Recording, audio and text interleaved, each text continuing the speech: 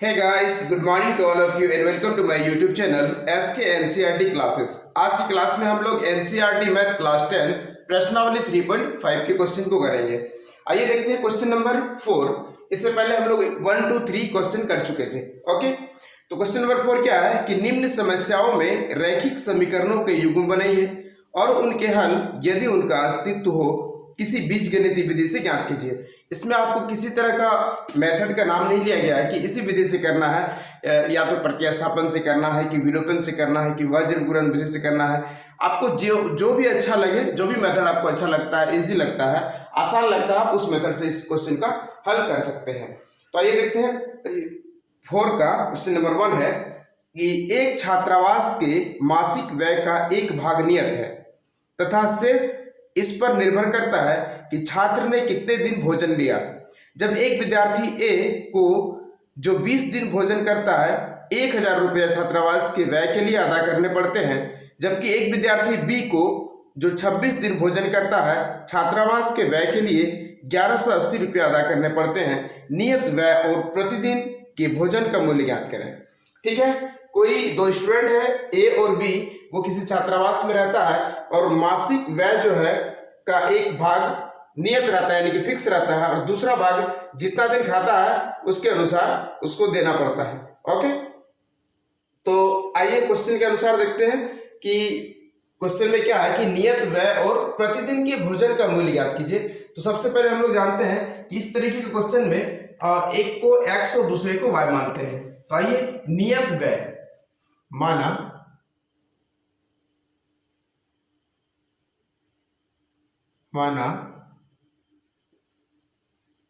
नियत व्यय बराबर हो जाएगा x रुपया और प्रतिदिन के भोजन का मूल्य, प्रतिदिन के भोजन का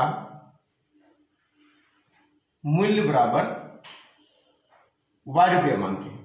ठीक है, ए है, ए को कितना देना पड़ता है, ए 20 दिन तक भोजन करता है, ए 20 दिन भोजन करता है। ठीक है, चलिए इससे ए के लिए हम लोग जो है इक्वेशन बनाते हैं। ए कितना दिन करता है, 20 दिन भोजन करता है। तो पहले तो आपको छात्रावास में रहने के लिए एक नियत व्यय है x रुपया और प्रतिदिन भोजन के लिए y रुपया देना पड़ता है। तो आइए इक्वेशन देखते हैं। टोटल उसको 1000 रुपया व्यय करना पड़ता है। तो x प्लस प्रतिदिन के लिए y है, तो 20 दिन के लिए 20y बराबर कितना देना पड़ता है उसको, 1000 रुपये। ये हो गया इक्वेशन 1। आइए दूसरा बी के लिए, बी क्या है, 26 दिन तक भोजन करता है। बी 26 दिन भोजन करता है, 26 दिन भोजन करता है। ठीक है, तो फिर उसके लिए भी एक तो फिक्स प्लस x तो फिक्स है और प्रतिदिन भोजन के लिए y रुपया, तो 26 दिन के लिए आपको b को जो है 26 y रुपया व्यय करना पड़ेगा। टोटल इन्होंने 1180 रुपया व्यय करता है। ठीक है, यानी ये हो गया इक्वेशन 2। तो आइए इस क्वेश्चन को हम लोग किसी भी मेथड से हल करते हैं। तो देखिए यहाँ भी x है, पहले दोनों इक्वेशन को एक साथ हम लोग लिखते हैं। ठीक है, तो x प्लस 20y बराबर 1000 इक्वेशन 1। दूसरा है x प्लस 26y बराबर 1180, ये हो गया इक्वेशन 2। देखिए सबसे आसान क्या है कि यहाँ पे x का कोफिशिएंट, यहाँ भी x का कोफिशिएंट क्या है, 1 है, यहाँ भी x का कोफिशिएंट 1 है। सबसे आसान मेथड है इसको विलोपन विधि से हल करना, यानी क्या, एलिमिनेशन मेथड से। हम लोग क्या करेंगे, x को हटा देंगे। तो x को कटने के लिए क्या करना पड़ेगा, घटा, समीकरण 1 में समीकरण 2 को घटाने पर, यहाँ बगल में लिख सकते हैं आप, समीकरण 1 में समीकरण 2 को घटाने पर। आइए जब घटाएंगे तो साइन चेंज हो जाएगा, प्लस है तो माइनस, प्लस है तो माइनस, प्लस है तो माइनस। चलिए दोनों कट गया, बचा क्या, माइनस प्लस माइनस, 26 में 20 ये हो जाएगा 6y, लेकिन होगा माइनस, बराबर यहाँ भी 180 रुपया होगा, 180 होगा, लेकिन यहाँ भी क्या होगा माइनस। आइए हम लोग माइनस और माइनस को क्या करते हैं, काट देते हैं, यानी कि 6y बराबर हो गया 180, y बराबर हो जाएगा 180 बाय 6, 6 × 18, यानी y का मान आ गया 30। आइए अब y का मान 30 आ गया, तो y का मान समीकरण 1 या समीकरण 2 किसी में भी हम लोग रख सकते हैं। तो y का मान समीकरण 1 में रखने पर, समीकरण 1 क्या है, x प्लस 20y बराबर 1000, तो x प्लस 20 इंटू y का मान है 30 बराबर 1000, या x प्लस 20×60 600 बराबर 1000, x बराबर हो जाएगा 20×60, 60 पर 00, सॉरी ये हो जाएगा 6000, ठीक है। उस साइड जाएगा तो सॉरी 20×60 यानी होगा ये 600, तो उस साइड जाएगा तो 1000 माइनस 600, x का मान आ गया 400। तो क्या पूछा गया था कि नियत व्यय और प्रतिदिन के भोजन का व्यय क्या होगा। तो नियत व्यय क्या हो गया, नियत व्यय हो गया x यानी क्या 400 रुपया, और प्रतिदिन व्यय हो गया आपका 30 रुपया, ठीक है, दैट्स आंसर। आइए अगला क्वेश्चन देखते हैं, क्वेश्चन नंबर 2। आप चाहो तो एक जगह भी लिख सकते हो, यहां पे लिखिए आप नियत व्यय बराबर x यानी कि 400 रुपया, और प्रतिदिन व्यय बराबर y यानी क्या 30 rupees, that's answer. Question number 2 देखते हैं हम लोग। क्वेश्चन, एक भिन्न 1/3 हो जाती है जब उसके अंश से 1 घटाया जाता है, और वह 1/4 हो जाती है जब हर में 8 जोड़ दिया जाता है, वह भिन्न ज्ञात कीजिए। यानी इस क्वेश्चन में 2 केसेस है। पहला तो अंश में 1 घटाने पर 1/3 हो जाता है, और दूसरा केसेस में क्या है कि हर में 8 जोड़ने पर 1/4 हो जाता है, तो वह भिन्न ज्ञात करना है। तो आइए जिसको ज्ञात करने के लिए कहा जाता है हम लोग पहले उसी को मानते हैं। माना भिन्न बराबर x/y, ठीक है। अब क्या है प्रश्न से 1/3 हो जाती है जब उसके अंश से 1 घटाया जाता है, अंश से 1 घटाया जाता है, y को हर को जैसे का तैसे रहना है ना, ये हो जाता है 1/3, ठीक है। चलिए और दूसरा केसेस में क्या है, चलिए इसको पहले हल कर लेते हैं, ठीक है। क्रॉस मल्टीप्लीकेशन करेंगे, यानी 3x - 1 बराबर y × 1, y हो जाएगा, ये हो जाएगा 3x - 3 बराबर y, या 3x - y बराबर ये साइड जाएगा तो plus, equation 1, okay.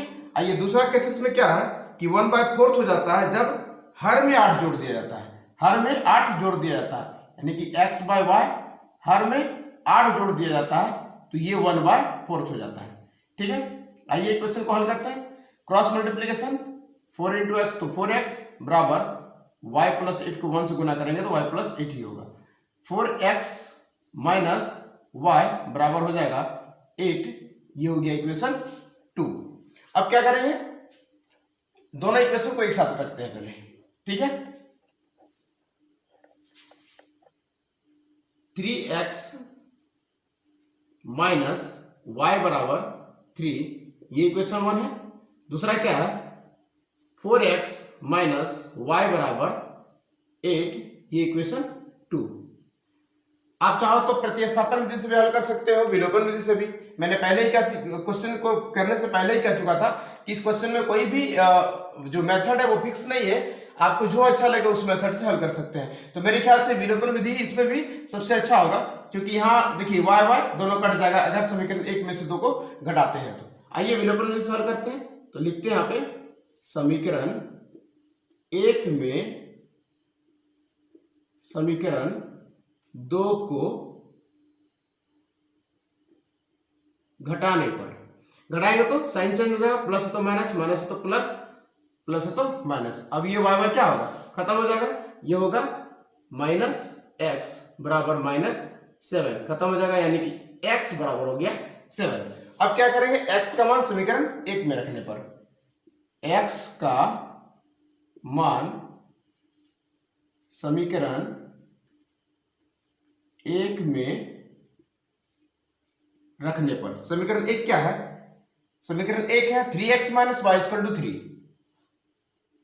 3x minus Y equal to 3, 3 into X का मान 7 है, minus Y equal to 3, 3x minus Y equal to 3x से 8 में 3 जाएगा तो 5 बचेगा, सॉरी ये माइनस 5 बचेगा, x का मान हो जाएगा 5, तो हम लोग x जहां जहां वहां क्या रखेंगे, 5 रखेंगे, ये हो गया 5 दिया 15 माइनस वाई बराबर 3, माइनस वाई बराबर 3 माइनस 15, यानी कि माइनस वाई बराबर हो जाएगा माइनस 12, माइनस माइनस खत्म, ये y बराबर हो जाएगा 12।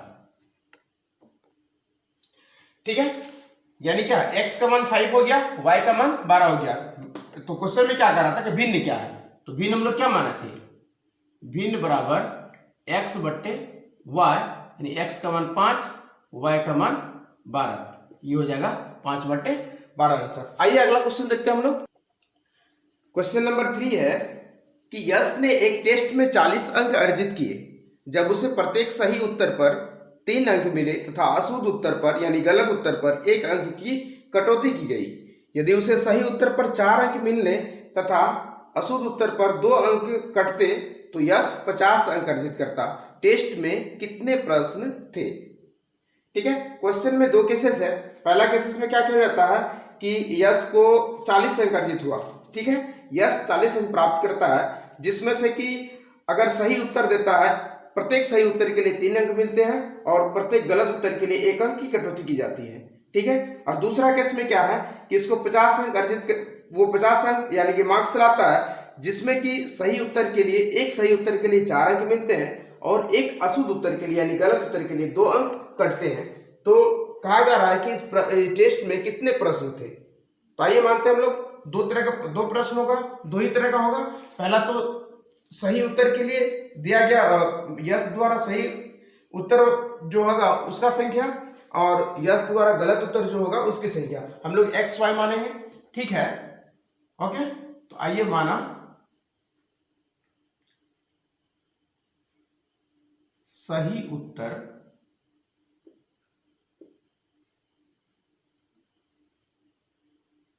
की संख्या बराबर एक्स और गलत यानी अशुद्ध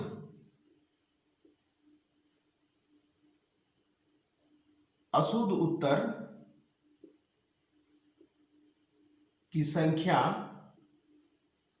बराबर y। आइए क्वेश्चन को हल करते हैं कि यश ने एक टेस्ट में 40 अंक प्राप्त किए हैं, जब उसे प्रत्येक सही उत्तर के लिए 3 अंक मिलते हैं। प्रत्येक सही उत्तर के लिए 3 अंक मिलते हैं, तो प्रश्न से क्या होगा, प्रत्येक सही उत्तर के लिए 3 अंक, तो 1 में 3 अंक, तो x में कितना 3x। ठीक है, अब क्या कर रहा है, प्रत्येक गलत उत्तर के लिए उसे 1 अंक कटौती की जाती है, यानी कि अशुद्ध उत्तर की संख्या 1 है तो कटौती की जाती है, तो माइनस 1y, क्योंकि 1 तो हम लोग लिखते नहीं है, बराबर इसने कितना लाया अंक लाया 40, ये हो गया इक्वेशन 1। चलिए दूसरा केसेस में क्या है कि यदि उसे सही उत्तर के लिए 4 अंक मिलते हैं, सही उत्तर के लिए 4 अंक मिलते हैं, तो ये टोटल प्रश्न x सही उत्तर देता है जवाब। ठीक है, तो ये हो जाएगा 4x, फिर प्रत्येक गलत उत्तर के लिए 2 अंक की कटौती की जाती है, तो ये क्या हो जाएगा माइनस 2y, क्योंकि गलत प्रश्न की संख्या कितना है, गलत उत्तर की संख्या यह है y, तो 2y बराबर ये टोटल अंक कितना लगता है 50 मार्क्स। ठीक है, अब आइए इसको हम लोग किस मेथड से हल करेंगे। आप चाहो तो प्रतिस्थापन से भी कर सकते हो या फिर विलोपन से भी, तो हम लोग विलोपन से ही करते हैं इसमें भी, क्योंकि यहाँ पे 2y है वहां पे y है। अब समीकरण 1 को हम लोग क्या करेंगे 2 से गुना कर देंगे, यानी लिखते हैं हम लोग समीकरण 1 को 2 से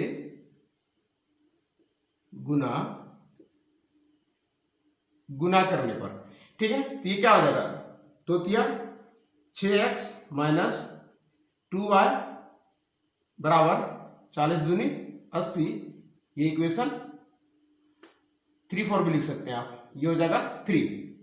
अगला क्या है, इसको 1 ही रखिए, बार बार इक्वेशन चेंज करने से कोई फायदा नहीं है, ठीक है। आइए अगला क्या है, 4x माइनस 2y बराबर 50। ये हो गया इक्वेशन 2। अब क्या करेंगे, समीकरण 1 में से समीकरण 2 को क्या करेंगे, घटाएंगे, जोड़ेंगे तो फिर नहीं होगा। अब समीकरण 1 में से समीकरण 2 को घटाने पर, समीकरण 1 में समीकरण 2 को घटाने पर, ठीक है, घटाएंगे तो फिर साइन चेंज। अब ये कट जाएगा, 6 में 4 गया तो 2x बराबर 80 में 50 जाएगा तो बचेगा ये 30, यानी x का मान हो जाएगा 30/2, यानी 15 दूनी 30,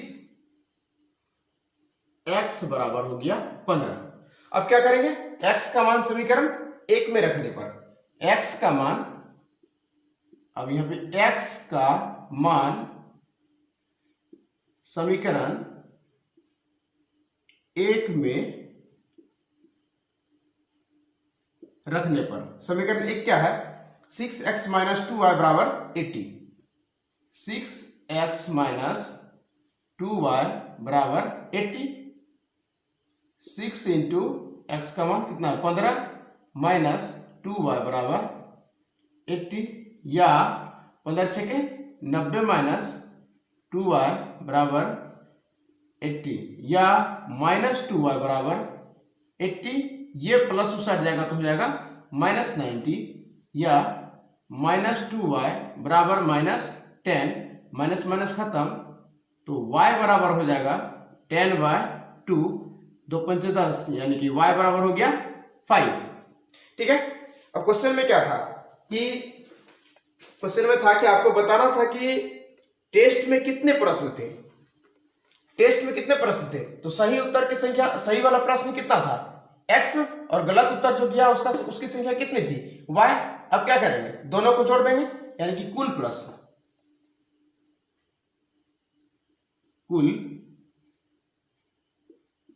प्रश्नों की संख्या बराबर हो जाएगा x प्लस y, यानी x कितना है 15 प्लस 5 बराबर 20। टोटल क्वेश्चन हो गया 20, दैट्स आंसर। क्वेश्चन नंबर 4 है, एक राजमार्ग पर 2 स्थान A और B 100 किलोमीटर की दूरी पर है। एक कार A से तथा दूसरी कार B से एक ही समय चलना प्रारंभ करती है। यदि ये कारें भिन्न भिन्न चालों से एक ही दिशा में चलती है तो वे 5 घंटे पश्चात मिलती है। यदि वे विपरीत दिशा में चलती है तो वे 1 घंटे पश्चात मिलती है। दोनों कारों की चाल ज्ञात कीजिए, है ना। तो आइए पहले हम लोग दोनों कारों की चाल मानते हैं। माना कार A की चाल बराबर x किलोमीटर प्रति घंटा, फिर कार B की चाल बराबर होगा y किलोमीटर प्रति घंटा। तो किसी राजमार्ग पर 2 स्थान A और B स्थित है, A और B, और दोनों स्थान के बीच की दूरी कितना है 100 किलोमीटर, ठीक है। तो 2 कार जो है, कार A, एक कार जो है A से तथा दूसरी कार B से एक ही समय पर, यदि ये कारें भिन्न भिन्न चालों से एक ही दिशा में चलती है, यानी तो ये 5 घंटे बाद एक दूसरे से मिलती है। यानी कार A जो है इस डायरेक्शन में जा रहा है और कार B भी उसी डायरेक्शन में जा रहा है, तो कहीं जाके जो है दोनों 5 घंटे बाद आपस में मिल जाता है, ठीक है, 5 घंटे बाद। और दूसरा केस क्या है कि जब ये विपरीत दिशा में चलती है, यानी कार इस डायरेक्शन में जब जा रहा है और कार भी इस डायरेक्शन में, तो 1 घंटे बाद आपस में मिल जाता है। तो देखिए सापेक्षिक चाल इसका क्या होगा, चाल घट जाएगा, क्योंकि जब हम लोग, कहने का मतलब जैसे अगर हम बाइक अगर 40 की रफ्तार से जा रहे हैं और आगे यहां से कोई अगर 20 की रफ्तार से जा रहा है, तो दोनों की चाल घट जाएगी, क्योंकि 40 से 20 घटाएंगे तो 20 ही बचेगा, वही 20 की रफ्तार से उसको पकड़ेंगे, यानी कि 5 घंटा लगेगा 100 किलोमीटर जाने में, 20 पंचे 100। ठीक है, अगर वही 40 की रफ्तार से हम इधर से जा रहे हैं और 20 की रफ्तार से वो भी उधर जा रहा है, तो दोनों का मिलने में क्या होगा कि दोनों कम ही टाइम में मिल जाएंगे, यानी चाल दोनों का क्या हो गया, जुड़ गया। ये क्या हो जाएगा, चाल दोनों का घट जाएगा, ये इसका चाल हो जाएगा x माइनस y किलोमीटर प्रति घंटा, ये हो जाएगा इसका चाल। और दूसरा केसेस क्या है, विपरीत दिशा में, देखिए a इस डायरेक्शन में जा रहा है और b, ये b जो है ऑपोजिट डायरेक्शन में जा रहा है, ये इधर से और b उधर से, क्या हो जाएगा, जल्दी मिल जाएगा, यानी ये मिलता है 1 घंटे के बाद, 1 ही घंटे मिल जाता है। इसका मतलब क्या है, चाल दोनों का जुड़ गया, x प्लस वाई किलोमीटर प्रति आवर। तो दोनों की चाल ज्ञात करना है ना।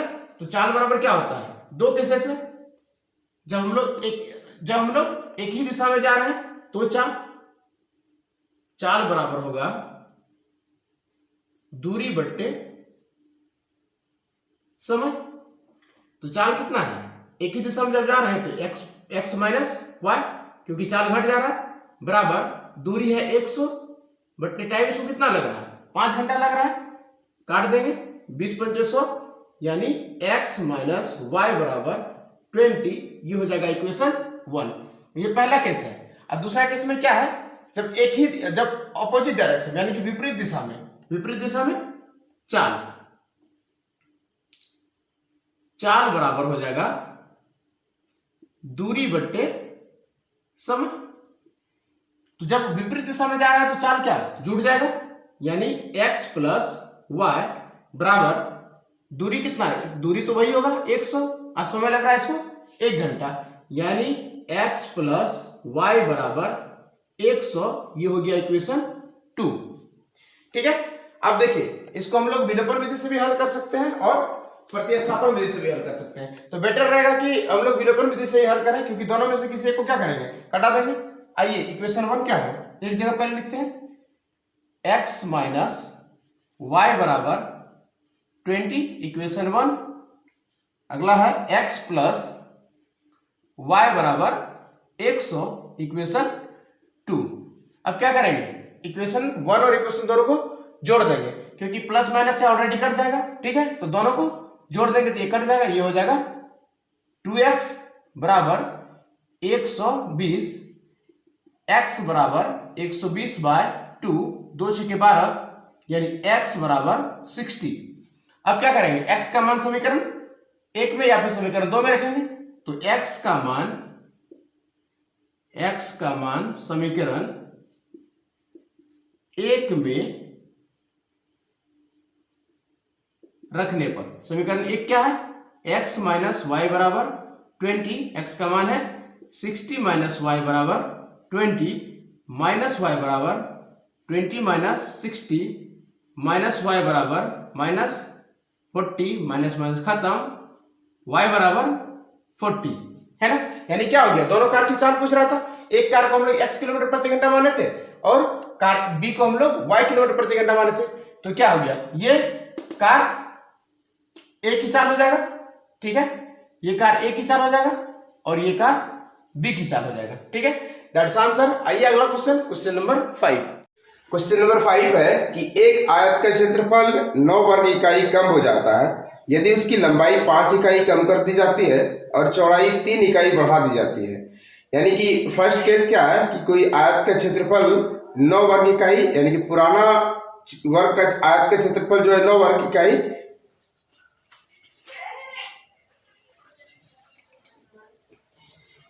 एक आयत का क्षेत्रफल 9 वर्ग इकाई कम हो जाता है यदि उसकी लंबाई 5 इकाई कम कर दी जाती है और चौड़ाई 3 इकाई बढ़ा दी जाती है। दूसरा केस है यदि हम लंबाई को 3 इकाई और चौड़ाई को 2 इकाई बढ़ा दें तो क्षेत्रफल 67 वर्ग इकाई बढ़ जाता है। तो आयत की विमाएं ज्ञात कीजिए। आइए तो सबसे पहले हम लोग जिस चीज को निकालना है उस चीज को हम लोग पहले मानते हैं, यानी आयत की विमाएं ज्ञात कीजिए। तो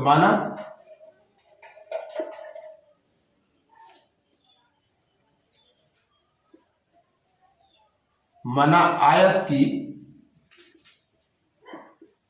लंबाई बराबर x मीटर, फिर आयत की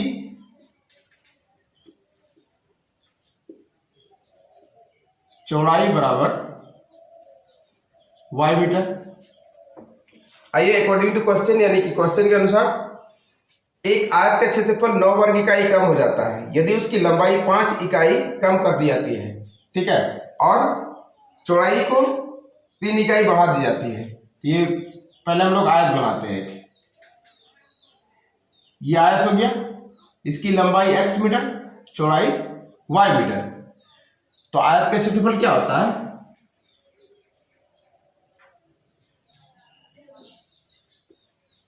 आयत का क्षेत्रफल बराबर लंबाई गुनी चौड़ाई। लंबाई क्या है? x है और चौड़ाई y है, तो x इंटू वाई हो जाएगा एक्स वाई। नया वाला देखिए, एक अगला क्या है कि यदि उसकी लंबाई 5 इकाई कम कर दी जाती है और चौड़ाई को 3 इकाई बढ़ा दी जाती है। आगे देखिए कि दूसरा आयत हम लोग बनाते हैं। अब क्या करेंगे? लंबाई को 5 इकाई कम कर देंगे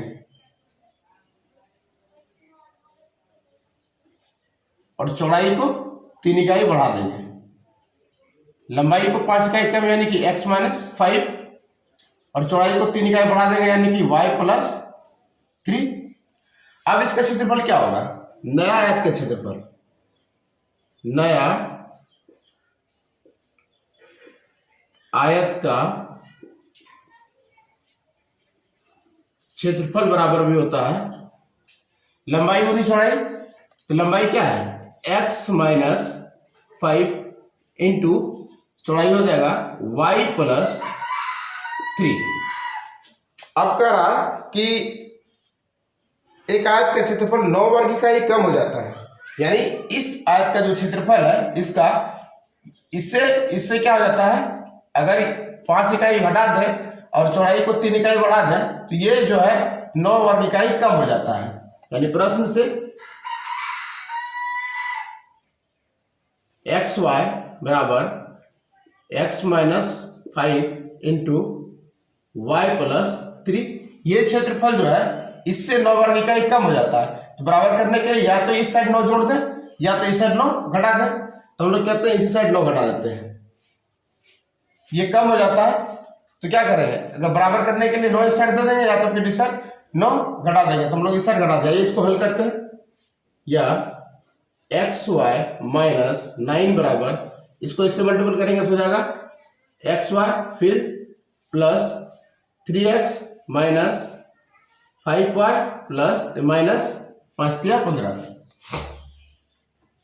एक्स वाई कट जाएगा, बचा क्या? माइनस 9 बराबर 3x minus 5y minus 15।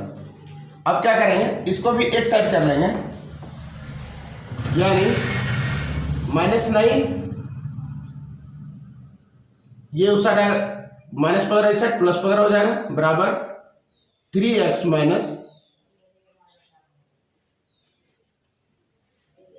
5y। अब देखिए माइनस प्लस माइनस यानी क्या 15 बन हो जाएगा, तो बचेगा 6 बराबर माइनस 2y, 6 बराबर 3x माइनस 3x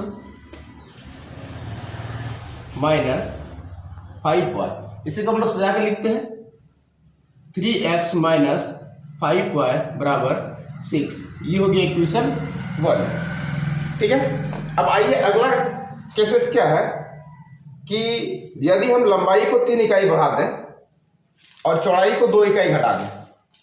अब अगला देखिए, एक आयत है, लंबाई को 3 इकाई बढ़ा दें और चौड़ाई को भी 2 इकाई बढ़ा दें, ठीक है। ये आयत है। अगला आयत तीसरा, ये लंबाई को 3 इकाई यानी क्या x प्लस 3 और चौड़ाई को भी 2 इकाई बढ़ा दे यानी क्या y प्लस 2। अब क्या होता है इस केसेस में कि तो क्षेत्रफल 67 वर्ग इकाई बढ़ जाता है, ठीक है। तो अब नया क्षेत्रफल क्या होगा इसमें? नया आयत का क्षेत्रफल जो है होगा लंबाई यानी x+3 इंटू चौड़ाई हो जाएगा y+2। अब जो नया आयत का क्षेत्रफल है ये 67 वर्ग इकाई बढ़ जाता है, ये 67 वर्ग इकाई बढ़ जाता है। चलिए पुराना वाला xy बराबर x+3 इंटू y+2। अब ये जो है 67 वर्ग इकाई बढ़ जाता है, तो क्या करेंगे, बराबर करने के लिए 67 को घटा देंगे, इसे 67 को घटा दिए। अब इसको हल करते हैं, या xy बराबर x into Y xy plus 2x plus 3y plus 3 दूनी 6 माइनस 67। अब देखिए xy खत्म हो जाएगा। अब क्या करेंगे, इस साइड ले आएंगे, हो जाएगा -6 प्लस 67 बराबर 2x प्लस 3y, या 67 में घटाएंगे 6 तो बचेगा 61 बराबर 2x प्लस 3y, यानी 2x प्लस 3y बराबर 61। ये हो गया इक्वेशन 2।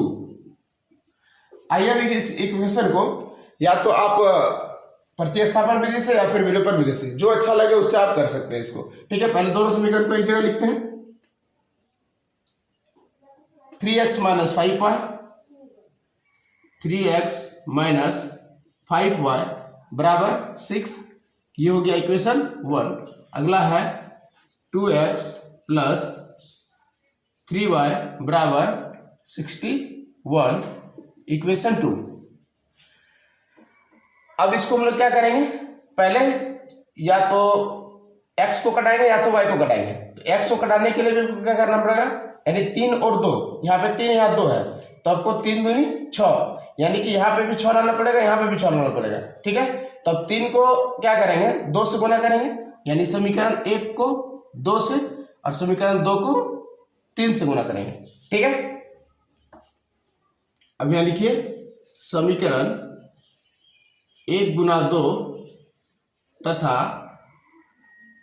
समीकरण 2 गुना 3।